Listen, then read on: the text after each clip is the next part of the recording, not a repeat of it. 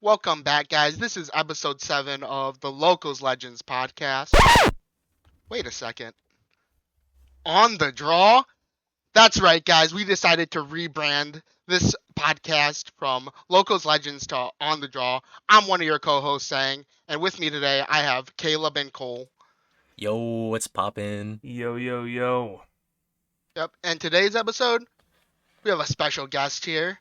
We have the man, the myth, the legend, Craig, King of the North, a.k.a. Greg Scott Budrick. Junior. Hello. That is I, Magnifico. It is the King of the North. What up? Not much. Yeah, It's good to be here. Thanks. Thanks for we having definitely me. appreciate having you on the podcast, and we definitely want to get a little bit of your insight. This is an excellent representation of my person, by the way. Yeah, so let's go through everything on the screen here, just real quick. So we'll start in the top left. We got Fenrir. Well, yep. These are just the decks that I'm known for playing. And some of them are more meme worthy rather than I'm a pure pilot of them.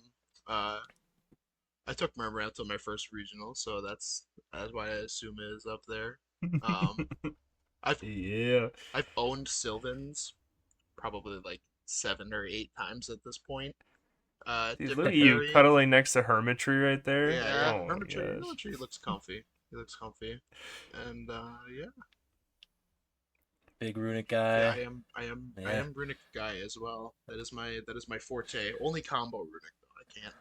I can't Only lay, I combo can't lay my runic. hands Yeah, on only trap combo, cards he in a says. spell deck. No stun. Yeah, well, we'll just kind of have you tell us a little bit about yourself. So, who is Craig? I mean Greg. Sorry. Yeah, so Craig is the alternate persona I've given by another one of our lovely friends, William.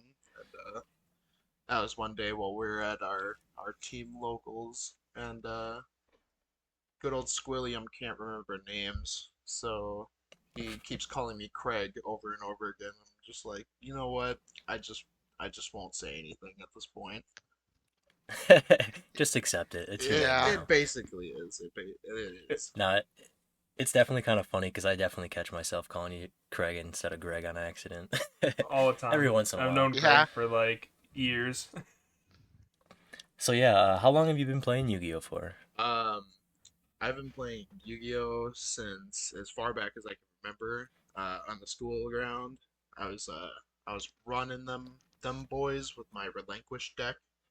I had gotten a starter deck, Pegasus, and I had thrown a bunch of bulk into it, and I was absolutely running stuff until I met Gyroid, which according to children cannot be destroyed by battle, which is just absurd. I couldn't. MST also negates. But competitively speaking, my first regional was during Cosmo format, and that's where I took Mermails. My growth has definitely accelerated since then. I've known not to make bad decisions like that, but definitely learned a lot. And I'd say I actually got super competitive probably around a year or two after that, and I've been doing pretty good since, playing in the background. Yeah, we've definitely been grinding for sure. Oh, for sure, we play a little bit here and there. Uh, my favorite deck, I think aesthetically speaking, is probably Shaddoll. I do love all of the card arts, and Construct is definitely like one of my favorite cards. But I'd say like my favorite deck to play is probably Sky Striker. It is a very rewarding kind of deck to play when you take advantage of your opponent's resources, and you do have to play very carefully. And that kind of fits into like my deck type, as I like to play control. I like to kind of keep tempo in the game state, and So funny I just to hear real that quick joke wanna for s- the first time. I I really quick just want to say you are the reason that I hate Sky Striker. I didn't really mind it before, but when you were playing it, I despised the I deck, and remember to it. this Yeah, day. yeah. The Prank Kids matchup was really good for me. Yep. it just felt real nice to play. But you've definitely picked up a few games off of me, despite my mastery. Yeah, but I will never enjoy Sky Striker ever again. I will say one thing that Greg makes me realize is like the difference between like a good pilot of a deck and a bad pilot of a deck. Because like Oh, there's that's definitely a lot of nice. bad striker players out there, and it's like, oh man, what a free matchup. And then you go against Greg, and it's like, man, this deck fucking kills me. Listen. My brothers and or sisters just need some guidance. They just need guidance. I'll return soon. I promise. Yeah, so definitely like more of a control. I definitely wouldn't say stun, but like control. I think we had that discussion earlier. There's Yeah. definitely a difference. But I've definitely dabbled like recently, um, into trying to play the Tempai deck. I've mixed a little bit of Kashtira in there since I've been playing Kashtira for a long time. I know it's terrible to hear, but the Shifter is such a good card. We don't even need to talk about it, but it's such a good card. But the Tempai strategy is kind of interesting. It's very aggressive, and it's less rewarding when things don't work out. But sometimes they just work out for no reason, and I feel like it's less rewarding as like a skill value for a player, but I enjoy it. It's a nice kind of change in pace. yeah, it's definitely nice to change like the type of deck you play every once in a while.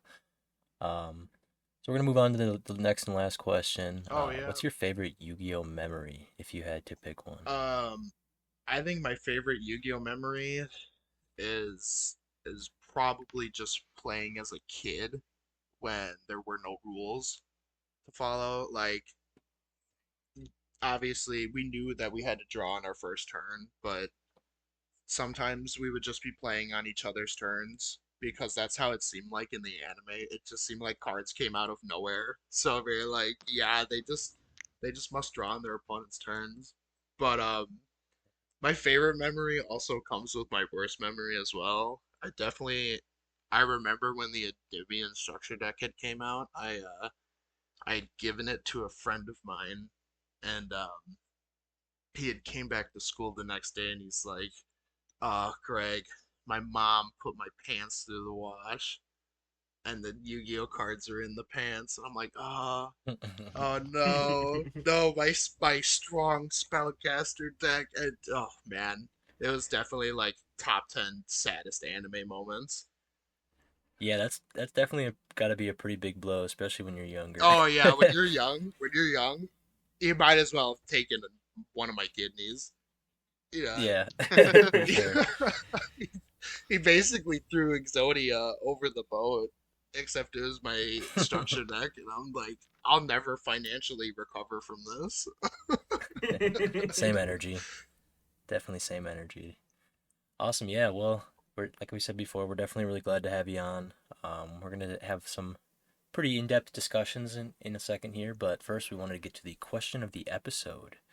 So it's a pretty popular one, discussion these days, I would say, between board breakers and hand traps. So let's go with the board breakers this time. What's your favorite board breaker? We'll start with you, Cole. For sure, it's got to be Harpy's Feather Duster. I love just sacking my opponent when they like set five, and then I like top deck Harpy's Feather Duster. I feel like the coolest person in the world. Oh, Why is Duster always getting top decked instead of in your starting five? oh, Dude, because it's how you it's shuffle. It always stacks as like the sixth card. It's Yeah. so well, it's weird. that heart of the cards element of the game, and Yeah. Exactly. I also like Duster because I don't play a lot of it, but on Master Duel, when you resolve Harpy's Feather Duster, the animation of just sweeping your opponent's stuff away is very nice. Goes Yeah. crazy. I have that IRL animation. I actually carry like a little mini broom on me to sweep away my Oh, opponent's that's back very row. nice. That's very nice of you. Just Yep. You just stand up on the table, take the broom. Yeah. No back row for you. it's time to clean Yeah, this up. it's definitely always fun to resolve Harpy's Feather Duster. It feels good, especially like what you said, Cole. When they set five, oof, almost nothing better. Unless there's a judgment back there, there's not much to That's do. what I was gonna say. Oh wait, one of those isn't judgment. I'm sorry, my brother. Yeah, it's over for you. in worst case scenario, it's a 1-for-1. Like he's 4,000 life points down, and you have one less judgment to play through. Yeah. So yeah, definitely Harpy's Feather Duster, good board breaker. I would say a little bit unusual. It's not, I mean, depending on the deck you're going against, but Sang, what is your favorite board breaker? Yeah, Caleb. So my favorite board breaker right now is probably Forbidden Droplet. I just think the versatility of it is just really good right now. Being able to pitch something when you activate, like let's say a bonfire, that's just really good.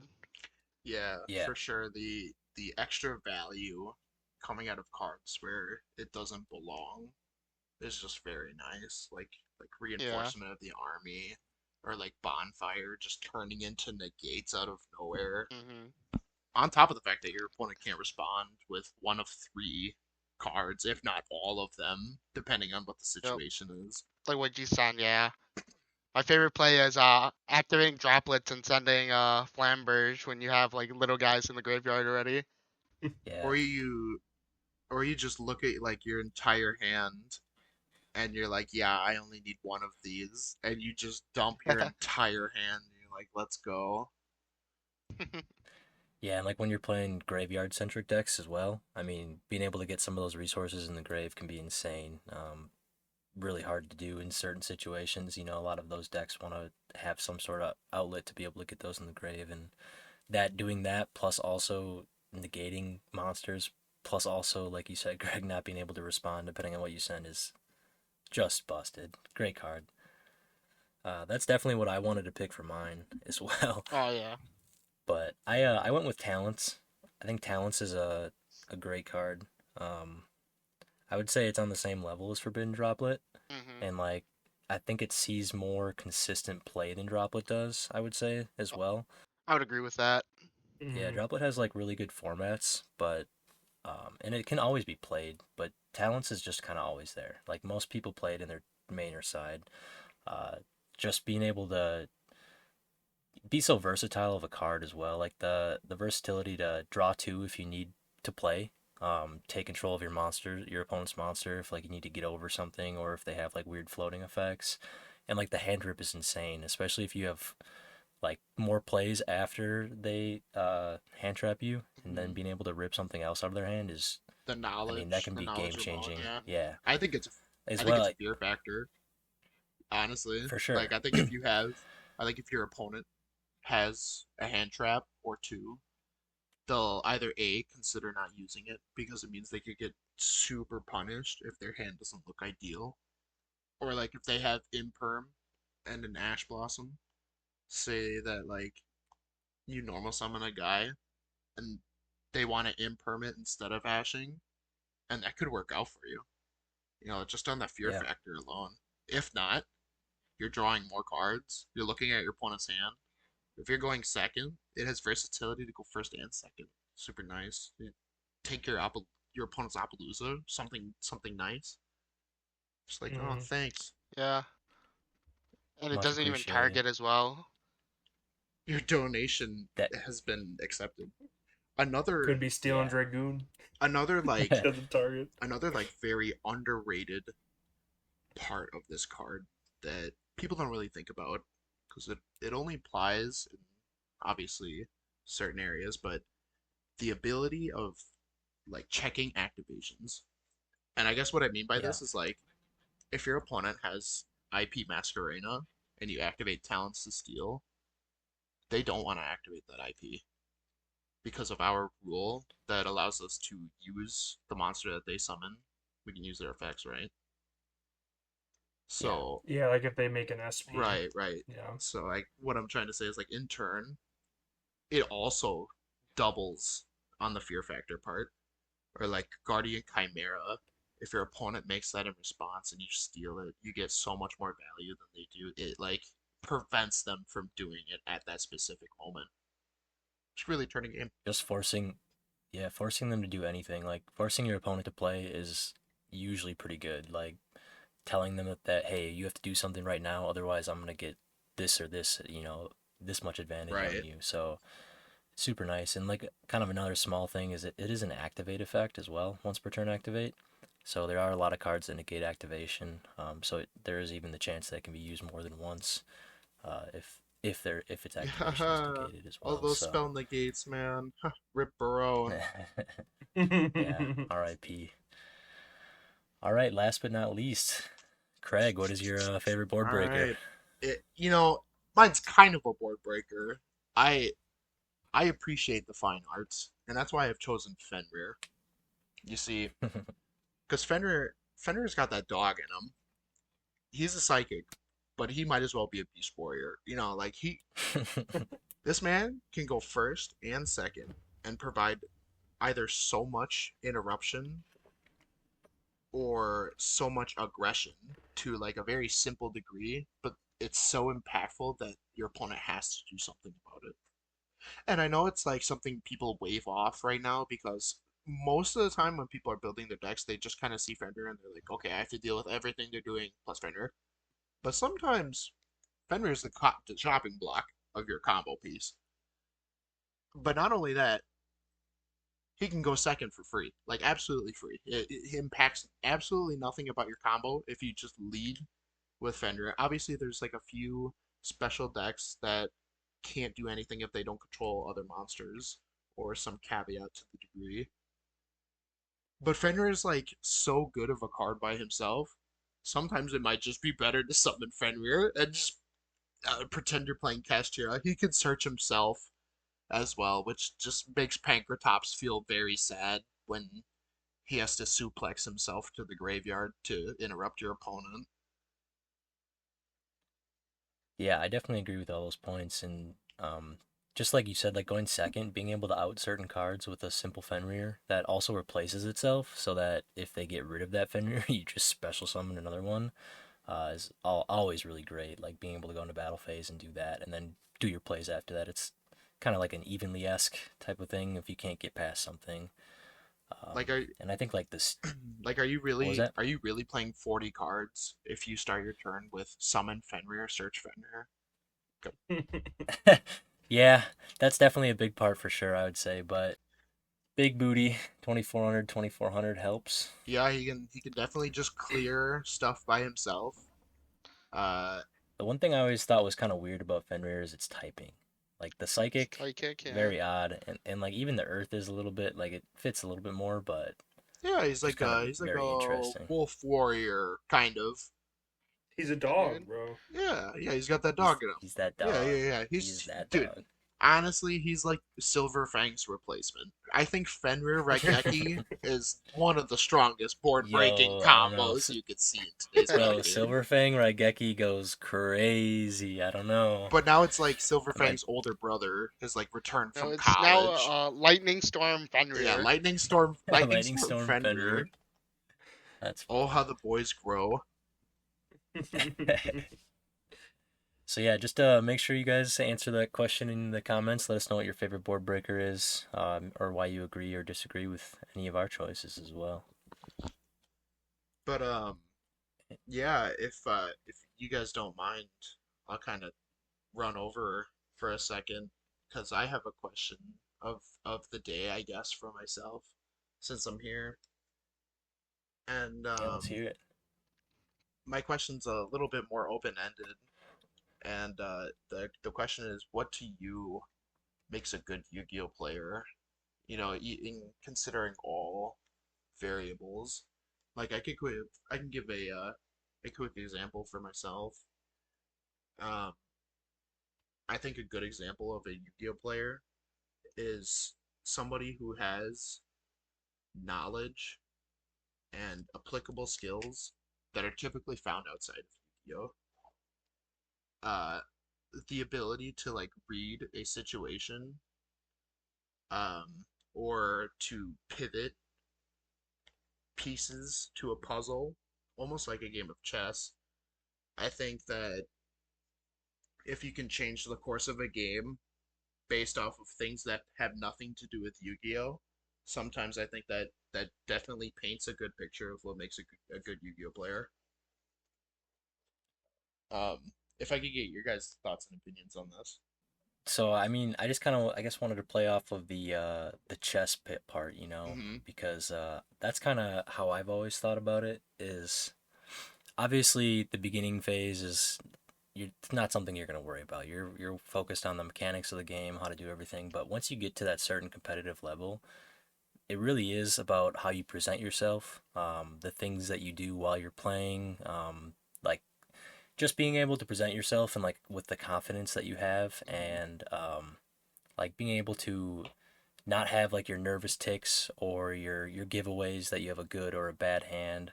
Um, Not so much being like non-vocal, but kind of just hiding your emotions a little bit more and putting on more of a straight face. I think is important. You also obviously want to be friendly, but there does come a certain point in time where you just gotta buckle down and get competitive. This is your opponent. This is you're trying to beat him at the end of the day. Hmm. So I think that's really important. I think that exudes as well, and I think that your opponent can read that and like feel that, because I have had times where I sit down from somebody and like just the way that they're presenting themselves, kind of is that gives me that Yeah, feeling where it's like, oh you can shoot, okay, feel this their guy's yeah, you can serious. feel their aura, you know. Exactly. Like, do you get that same thing, or is that just like some of the player base, or like do you feel that sometimes when you sit across from somebody? Oh, 100%. You could definitely tell. Like the match is quiet. The serious player. Yeah, I definitely see Yeah. that a lot. Makes it less fun, in my opinion. You know, I Well, like to have a little banter with my opponent. You know, we just talk and have a good time.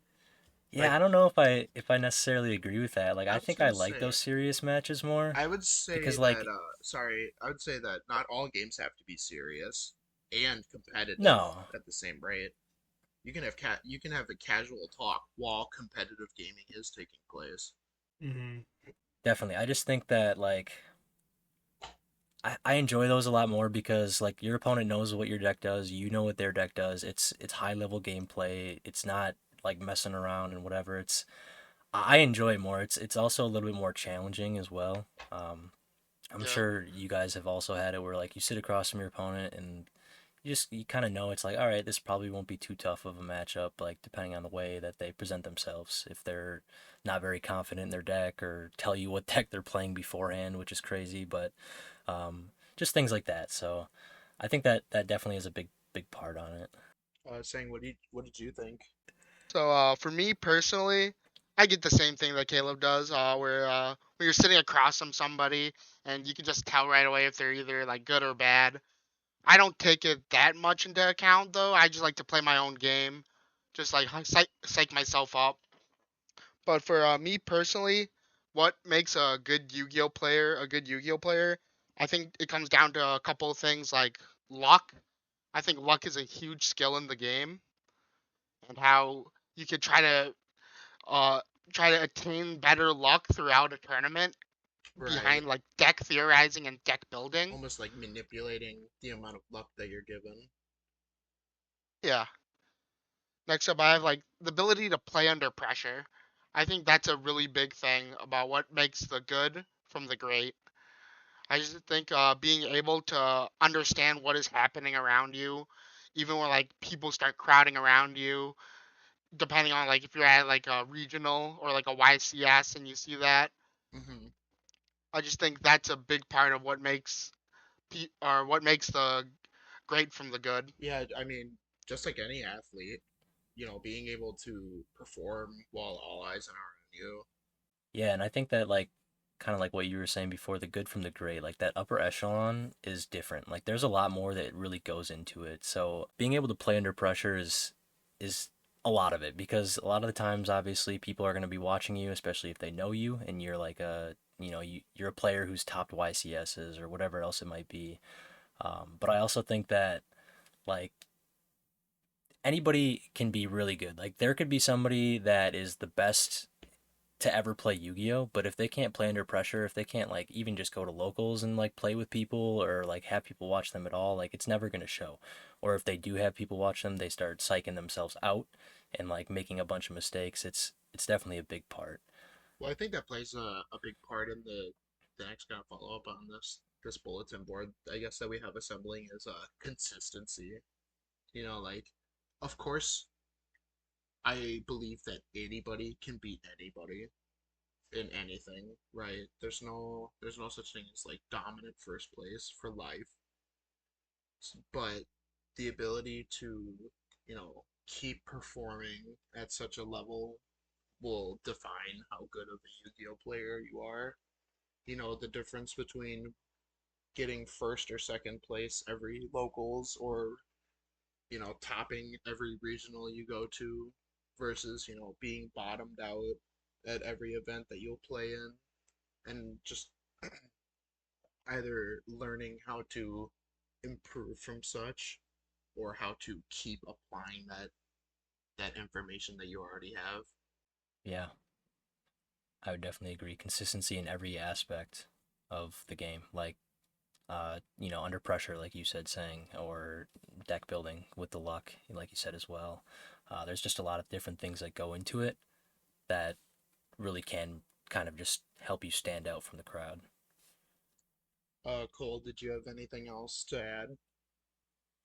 Yeah, I would say like the thing that strikes me is like when you're sitting across from a good Yu-Gi-Oh player is like the radiating of confidence. And like that's something I feel like a lot of players probably need to work on. I know that's something like I've had to work on as a player is trying to be more confident and don't let people like try to talk you into wacky rulings. Like just be confident in your plays and like I mean you should know like what your deck does and like the interaction points and stuff like that. Rest in peace to my boy Justin, who was told that Fluanderee's cards can't be banished under Necro Yeah, that's definitely. I mean, that's like just with Justin as well. That example that you gave, like when I was a new player, I think that happened to me probably more often than I even had the idea of. Is like people think in like a certain interaction works a certain way, and you know they're so bullheaded that they're not going to change their mind, Right. no matter what. Especially like your locals gladiators that are they only go to locals every week and think they know the game better than anybody else. Um, like there, it's always going to happen. It's always going to be in the game, and sometimes it's by mistake. I mean, I know you guys make misplays or illegal plays, and I know I have as well, where it's like, oh shoot. Now that I'm thinking about that, that actually wouldn't have worked. Right, for sure. Yeah. Did anybody else have anything else they wanted to add to I I what think what? oh yeah, go for it, Sam. yeah, I think one more thing is the adaptability of a new meta. Being able to adapt to like a different deck when the when that deck gets power crept, being able to do that I think is a huge skill in this game. Oh yeah, yeah, yeah. Proving to everybody that you're like that meme, the adapt, overcome, Yep. improvement, you Mm-hmm. just you wanna be him. Yeah, I think that's a really good point. It is kind of tough to like get stuck in a meta and like one deck that you really like is really good that meta, and then you think it's going to be good forever.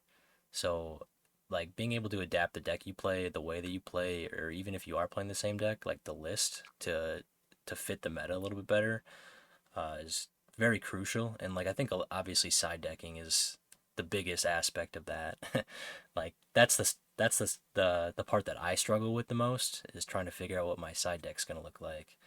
So that's something I think I need to work on a little bit more is like how to adapt to the meta and like not getting stuck Hmm. on like old ideas and old concepts because it's always changing. I mean, one week might be completely different from another week, and one month is different from another month, and then you have times like this where it's the same meta for the last 3 months too. That's So that's true. I do think the side deck kind of follows a small formula though of, cover your weak points and then build on top of your strong points. Usually is the yeah, kind of criteria you'll look at when you're looking at something like the side deck. Um, definitely I but agree. yeah, something I just wanted to add on is do do all of you fit the standard that you build for what makes a good Yu-Gi-Oh player? You want to start again? Yeah, I mean, of course. I think that myself personally, I think I excel in some areas of the game, but I do have certain flaws that follow as well. I think I excel at things like reading situations and how to take advantage of scenarios, or even making my opponent play a certain way, I think is something that I'm good at. However, I think I'm very like bad. I wouldn't say bad, but I do lack in like the luck department, where my deck building probably isn't as good as it could be, but it's where I would like it to be in terms of comfortability. Uh, Something I usually do is I play like 42, 43, 44 cards as opposed to like the normal 40. And some would argue that there's not a huge deal to it, but when you're playing certain cards that you like to play just because, they kind of tick that niche for you, it's something that I love for sure. But yeah, I would also say like deck choice is another important part for myself. I usually play what I'm most comfortable with and what I think would be a decent pick. I'll never play a deck that I think is bad per se. And when I say bad, I don't mean like unplayable, of course. I think every deck can be playable in some way, shape, or form. But I kind of believe in the martial arts theory of practicing one punch 1,000 times versus practicing 1,000 punches once. I do like to capitalize my skill on certain decks and strategies before like trying to play what's best in the meta. Like I always think there's a way around playing tier 0 sometimes for the most part, but it's probably that like adaption part of me that I love the chase of trying to beat like what is the best. And I think that's kind of what makes me a good Yu-Gi-Oh player in my eyes, without glazing myself, of course. Yeah. But saying, what do you think when you see that Yu-Gi-Oh mirror? Well, I like to believe I'm lucky sometimes. Like I've had stories where I sacked the shit out of my opponent, and then there's other times that I've been sacked. But I think it all comes down to being able to play under pressure for the most part. I'm alright with that. But there has been times where pressure has overcome me. Uh, I also think there's the mental attitude that goes under that and how you take your losses and stuff like that. Oh, of course. I Yeah, yeah, think yeah. for the most part, I think I take my losses gracefully. I try to see where I went wrong, see what I could have done better. But there's other times if I do get sacked or if like I bricked, there are times where I'm like, damn, if this was anything else, I would have won. I do agree with that actually. You do kind of take your losses with grace, and you kind of go back and you'll tell either me, or you'll make a mental note of what you did wrong, or what could have been done, or if nothing could have been done, what could be changed. Yeah. And then I think for adaptability, for the most part, I'm pretty adaptable. Like I pretty much play a standard streamline of like what's the meta, what is one of the top three decks. I'll probably play one of those. Yeah, I've definitely always kind of like appreciated like that about you just in general. Like the way that you play the game, it's you're always playing like the one or the two, which is definitely not a bad thing by any means. Like that's how a lot of people do it, and it's the way you like to play. You like to be competitive, you like to win, you like to always have the best deck. And I've always like appreciated the way that you kind of just look at like the meta, and not even just the meta that you're in currently, but what it's gonna be, by following the OCG, things like that. And then you pick a deck based on that, and you kind of stick with it. Myself, like I know I switch from different deck to different deck every now and then if I'm not liking a deck, or if Hmm. it's good but I just don't want to play it. So you stick to it, you learn every aspect of it, and it really shows for sure. Yeah, that's what I try to do for my like Yu-Gi-Oh career. Definitely. And like I guess kind of to go back real quick on the luck part, like you said, sometimes you do draw your hand and it's like, yeah, I just can't play. And we were kind of saying that luck is similar to deck building in a way. You're able to manipulate your luck based on your deck building, based on the amount of good cards that you can draw. Do you think that you like to, because I know Greg said that he likes to kind of mess around with his deck a little bit, play like more niche, or would you say you're definitely a little bit more of a streamlined, you know, like a deck type or whatever? Like if you're playing Snake Eye right now, it's going to be pretty standard list. Yeah, it's gonna be closer to 40, maybe like 41, 42. But like, well, I usually try to make my decks as consistent as possible, or as strong as possible. That's like how I like to play. I like to play more of like combo to mid range, like a Yeah, little bit maybe on like control if I want to play that sometimes. But yeah, I think it all definitely. And like, comes down to like deck theorizing and knowing what works well with each other. yeah, for sure. Like what you like to play, I think is important as well. I would agree with Greg that my lists are usually a little bit less standard because of those one or two cards that I like to add that fits my playstyle better, or cards that I like to activate. You know, like for instance, I'm playing Voiceless right now, and I'm still main decking Chalgan with Branded because free wins are free wins.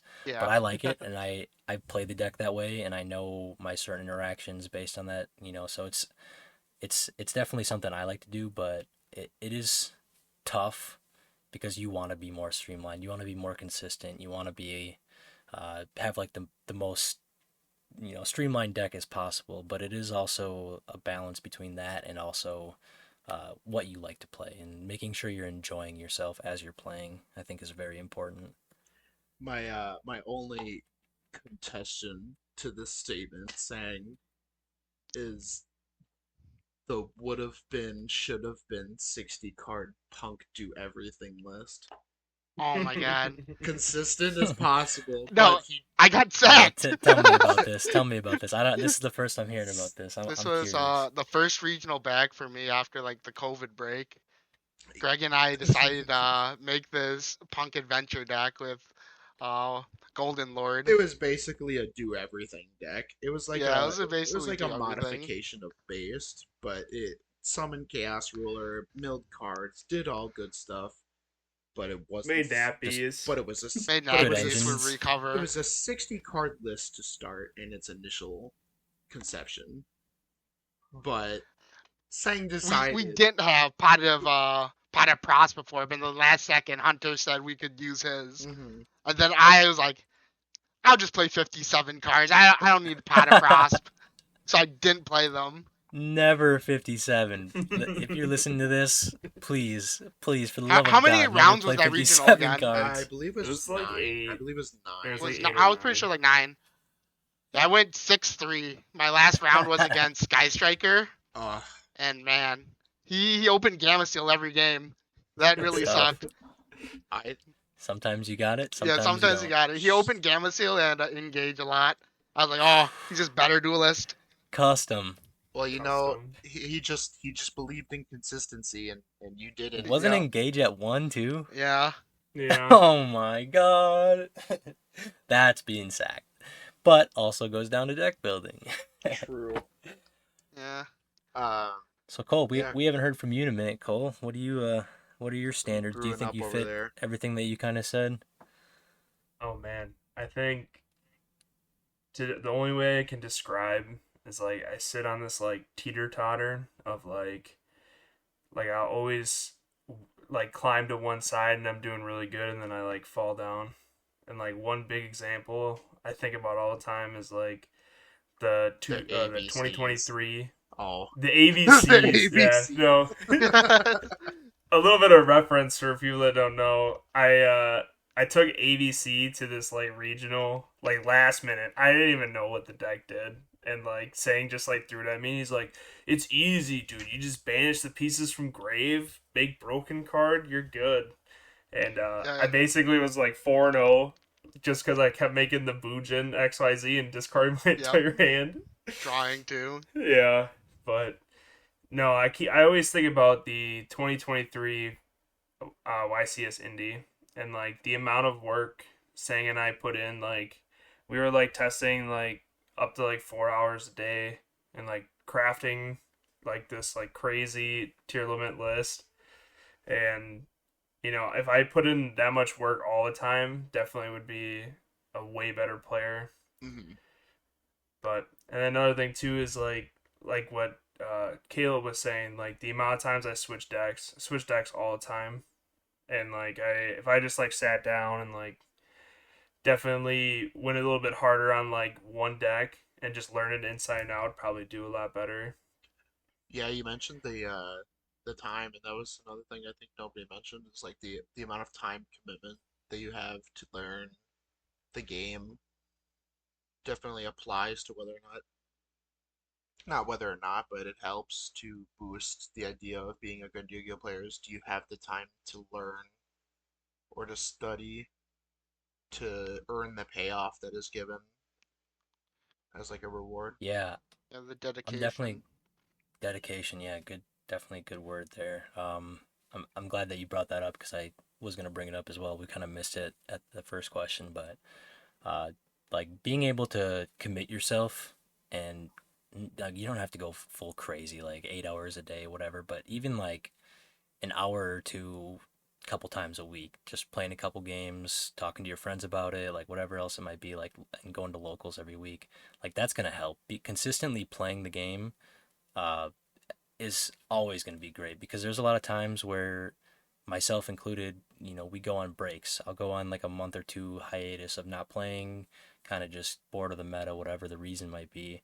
And then you come back and you're noticeably worse. Like you forget certain interactions, and there's a lot of rust that you got to get off.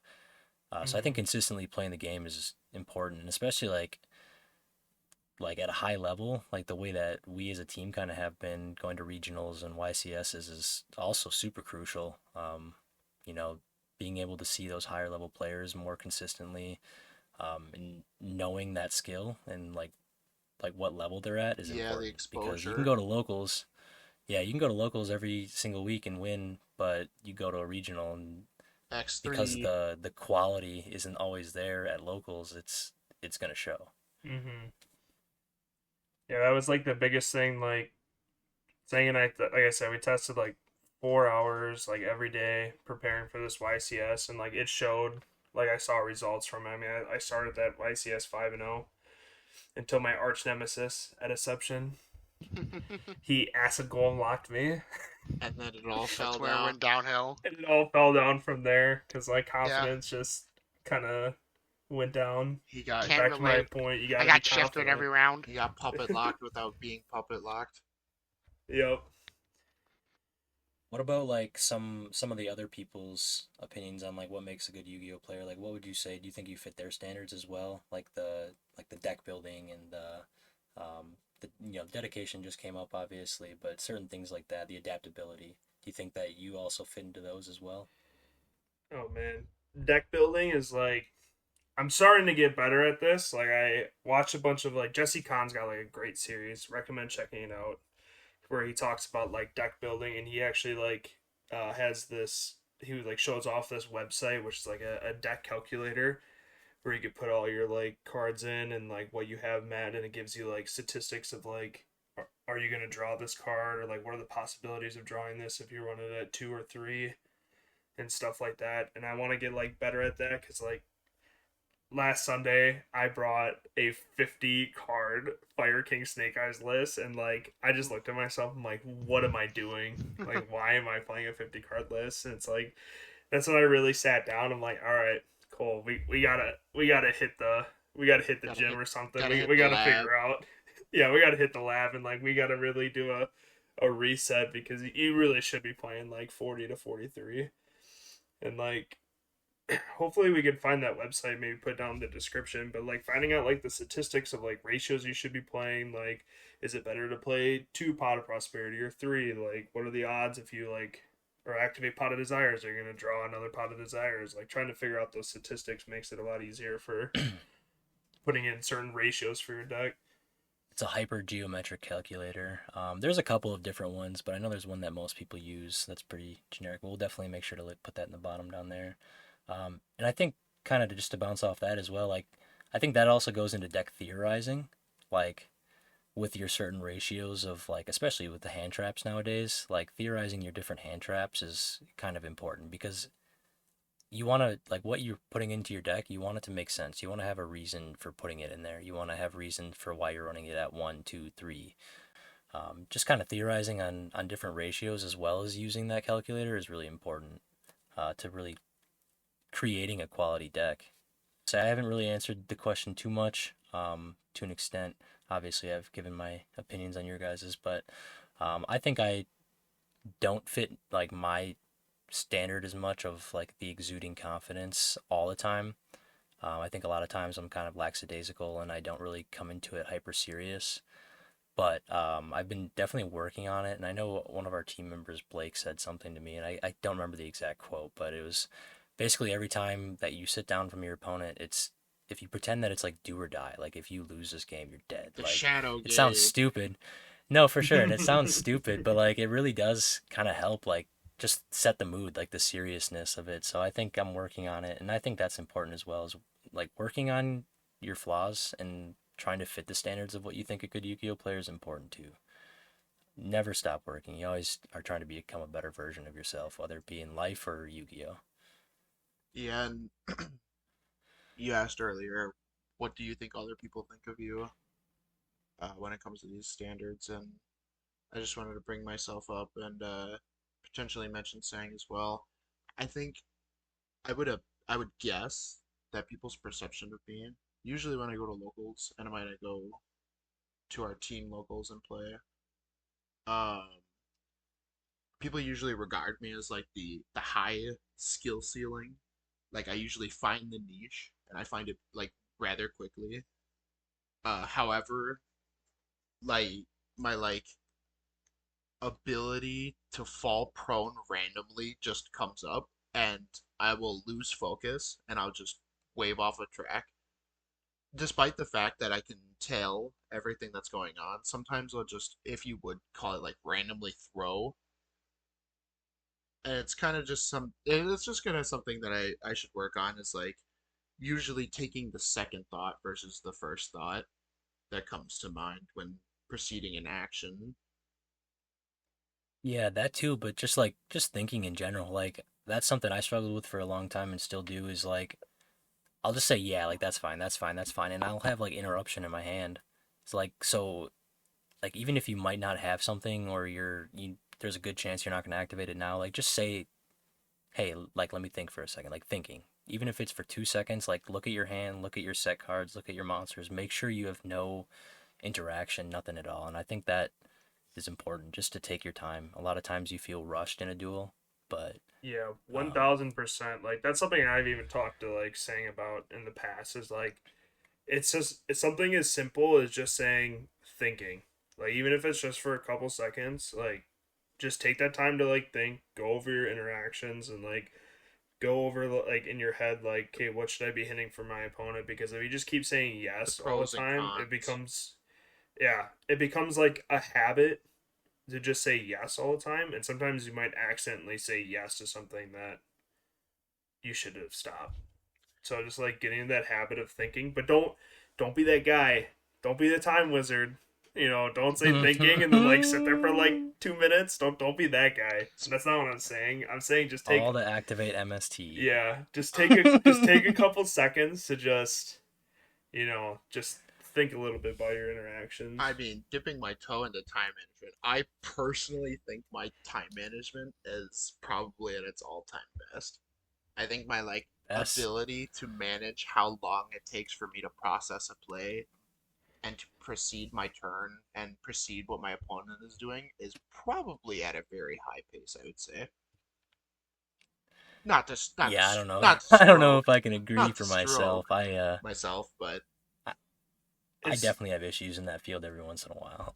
just a I'm the goat. comment I on never go into time. yeah, I was gonna say just a comment on Greg's thing. It has definitely gotten a lot better. There was a regional where Greg tied like 6 times. well, sometimes you get to a position where it is more advantageous to force draws than it would be to lose. And what I mean by Yep. force is like All a joke. to no, is to All put a joke, all joke. is to put yourself into a survival mode. Do things that will take your opponent longer to break through and to actually connect to your life points. You know, like setting monsters, summoning everything in defense position, just things like that.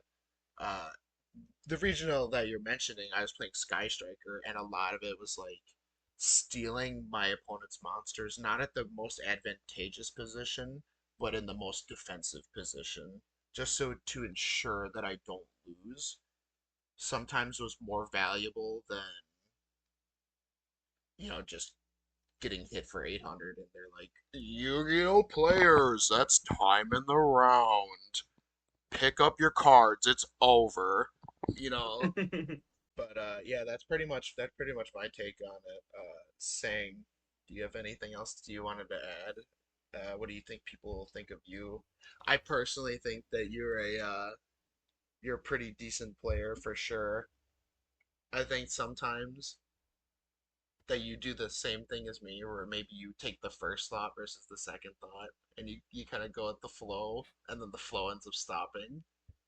Yeah, yeah. I think for the most part, I would think people would think that, oh, it's the guy that always plays meta. Oh, I have to Yeah. play against the All I best have to deck. play against the best deck. That sucks. And then I usually win against him. That's true. But yeah, I would like to think people would think I'm a alright to pretty good duelist. I know that happened at one time at locals. I was playing, and Hunter stood behind me seeing me play. Yeah, I knew you were a good But yeah, player. but yeah, I would like to think that. Yeah, I would like to think that all of us are pretty solid duelists. I mean, we don't might not have like the accolades quite yet, but we're working towards it. Like we all have a pretty common goal, and it might not be the most precise goal, but it's just get better. It's become better than you were yesterday, and eventually I think if we keep on the track we're on, we'll all see results in a big way. So I'm really looking forward to it. For sure. But we'll go into the last question here. This is a little bit more of a personal one, I would say. But what are the reasons like you pick up a certain deck and play a deck?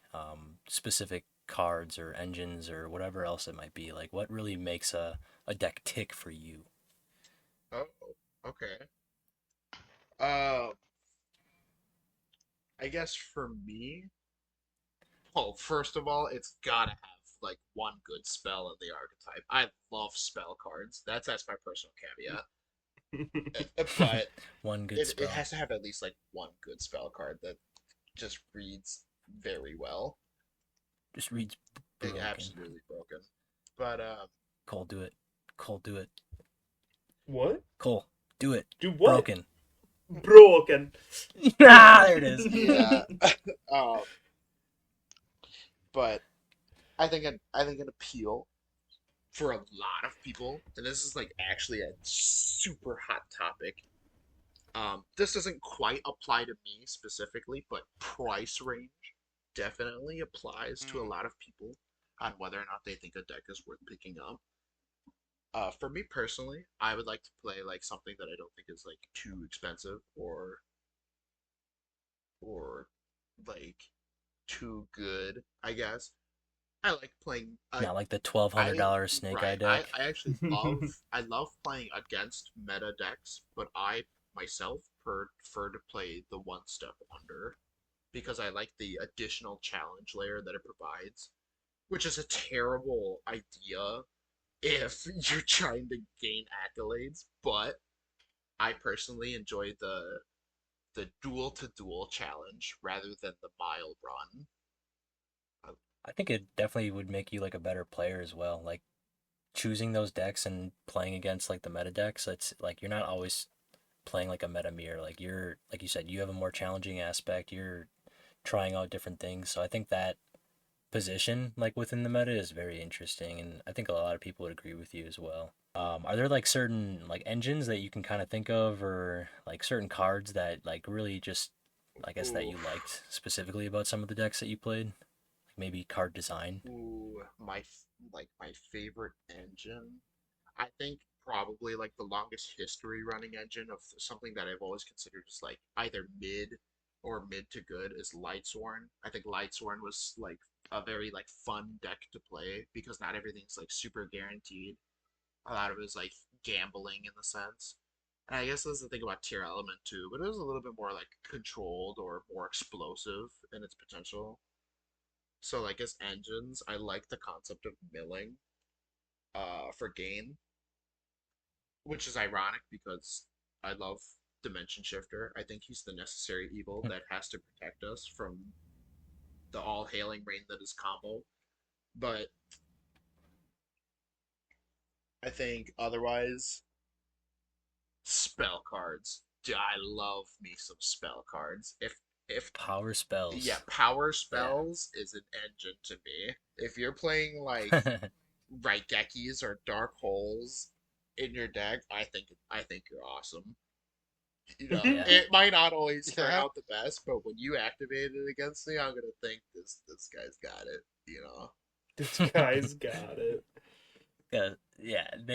Yeah, very good. Like every time you see like one of those power spells that you shouldn't see, like that isn't in the meta, like a Raigeki or a Dark Hole or something like that, it's always like, well, crap. Yup. I was not expecting that, and it's like it's awesome because that is a certain advantage that you have, like playing those cards, is that it's not expected. So I think that's cool. I'll lead the question to Cole now. I think that like Cole, you have like a lot of very interesting decks and deck ideas and concepts. Like I know just in our own discussions, it's you always have something different, like some funny engine or whatever else it might be. So I guess like what kind of makes you pick those decks or those engines? For me, I love sitting across from my opponent and they don't know what my deck does. So that's like why I pick up a lot of like the decks that I do. Like specifically like one I can think of is like Centurion. Like that's like a 1.5 tier 2 deck and like people really don't know like what it does. I mean, people know that it calamity locks, but they don't really know like the interactions of the deck. And like that's probably like the reason I pick up the certain decks that I do or build the spicy decks that I do because I like to catch my opponent off guard because I mean everybody knows what Snake Eye does now, right? But if like I sit and I'm playing like now I picked up Gimmick Puppet ready for the new support and like a lot of people really don't know how to interact with that deck. So that's like definitely like my favorite thing. Which is surprising to me because I was convinced for the longest time that you would duel on a motorcycle if you could. Because I feel like every deck I've seen you play involved some kind of synchro mechanic. If it had synchro monsters, it was in Cole's deck box.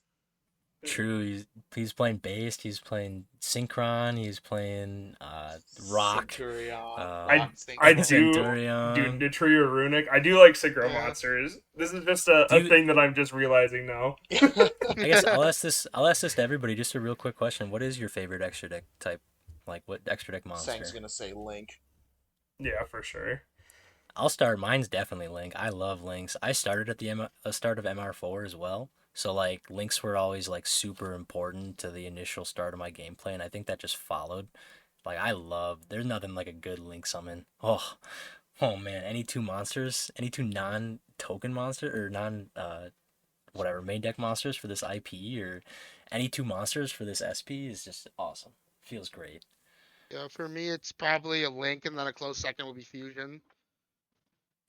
I uh I like fusion monsters solely based off of the idea of like dichotomy between they're either the best thing you've ever seen or by far the worst thing you've ever seen.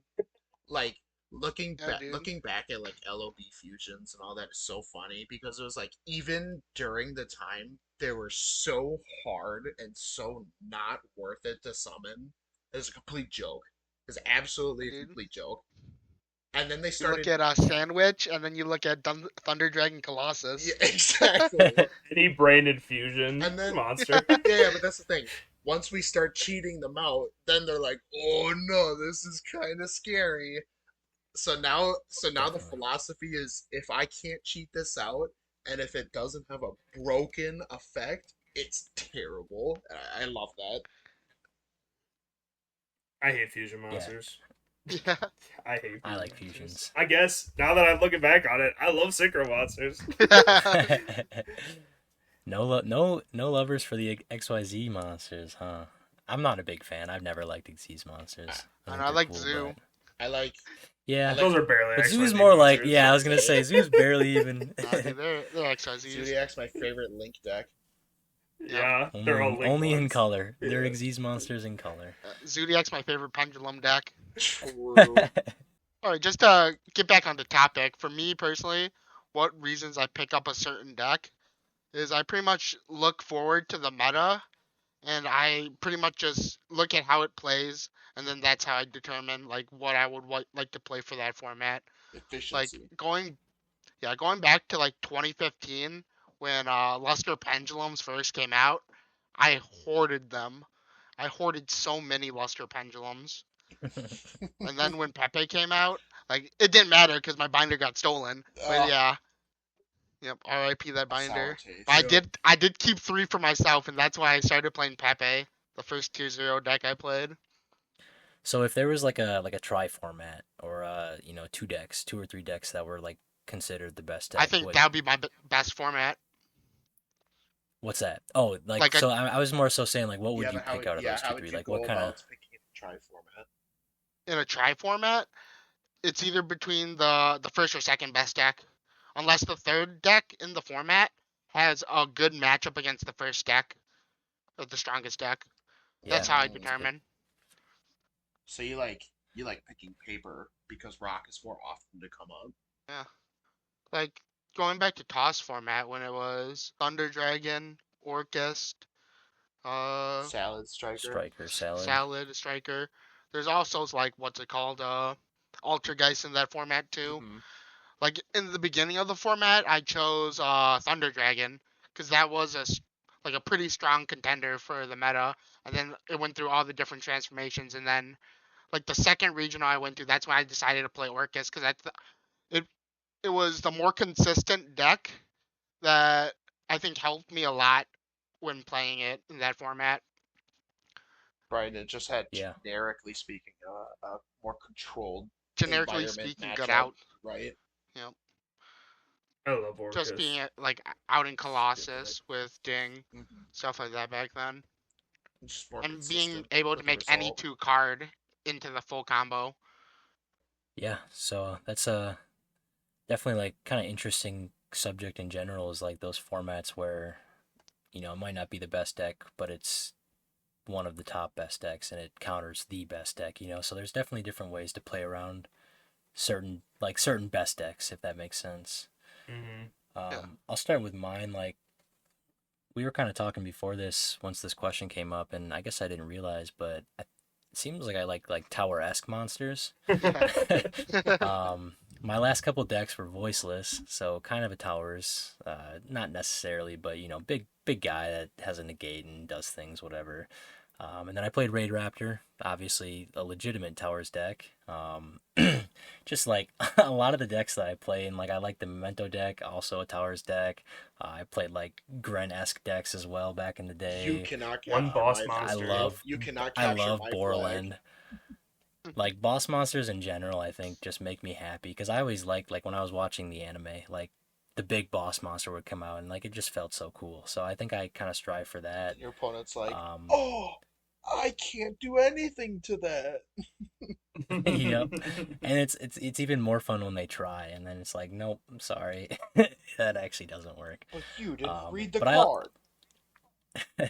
I also like engines. I think engines are like one of my favorite things. Like just in general, like putting a deck together with a bunch of different engines that synergize a little bit is awesome. And adding certain engines, I just like the genericness of it. And obviously, I know a lot of people would probably disagree, and even I disagree depending on the the engine itself. Talking to you, Fiend Smith. I just like engines, and I definitely would say I'm more of like a combo oriented, but I don't always play super combo. Sometimes it's a little bit more mid range, like the Rescue Ace deck, but I've never really played stun or too much control. So I think those are the biggest reasons I pick the decks that I pick is like what looks like the most fun, what can put up insane boards, and if that board ends on a tower monster, I'm eating it up. Even better. Did you guys have anything else that you wanted to add as far as like what reasons you pick up a certain deck, or I guess just in general as well? No, I feel like I hit my personal strike pretty well. Mm-hmm. Yeah. Yep. All I'd right then. agree. Thank you guys for watching the first episode in the new name change of On the Draw. The rebrand. I've been one of your Let's hosts. go. This has been Sang. We have Caleb and Cole and our special guest Greg. Thank We're you guys back, for watching. baby. Yeah, thanks for watching, everybody. Like and subscribe. And don't forget to comment down below. Thank you for watching. Bye. Bye. Bye-bye. Peace.